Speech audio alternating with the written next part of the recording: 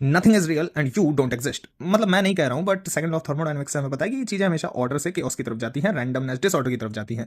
And ये सारी जो रैंडमनेस है वो पाइल अप वगैरह हो सकती है, जिससे बड़े बड़े फ्लक्चुएशंस क्रिएट हो सकते हैं।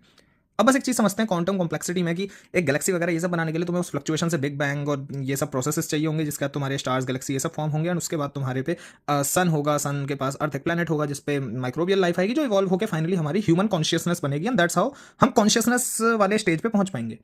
बट इतने सारे रैंडम तुक्के लगाने की जगह हम पे एक दूसरा ऑप्शन है कि हम एक चीज को ब्रेन बोलते हैं। ह्यूमन ब्रेन नहीं है, बस एक चीज है जिसे हम ब्रेन बोलते हैं, जो क्वांटम इन्फॉर्मेशन को बस प्रोसेस कर सके।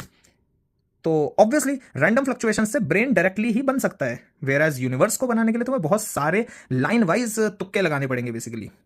एंड इस वजह से उसकी प्रोबेबिलिटी बहुत ज्यादा है। तो क्या हम ये बोल सकते हैं कि हमारी सारी मेमोरीज बस उस रैंडम नॉइस के फ्लक्चुएशन से ही जुड़ी हुई है? या मोर सो अगर बोला जाए कि हम एक्चुअली इतने पुराने हैं नहीं बिलियंस ऑफ ईयर, जितना हम एक्चुअली समझते हैं, and maybe we just popped in. तो यूनिवर्स क्योंकि हमेशा सबसे इजी पाथ लेता है, तो हम हैं क्या आखिर? Maybe we don't know कि क्या हम रियल हैं या बस उस स्टैटिस्टिक का एक बाई प्रोडक्ट है। क्योंकि ये थ्योरी बस ये बोलती है कि वो जो ब्रेन एंटिटी है, हम सब एक्चुअली उससे जुड़े हुए हैं, उस सिंगल ब्रेन एंटिटी से। एंड वो ब्रेन काइंड ऑफ हेलुसिनेट कर रहा है या ड्रीम कर रहा है। हमारा पूरा यूनिवर्स एक्चुअली उसकी ड्रीम है, उसका हेलुसिनेशन है, एंड इसलिए हम सब उस एक ही चीज से जुड़े हुए हैं।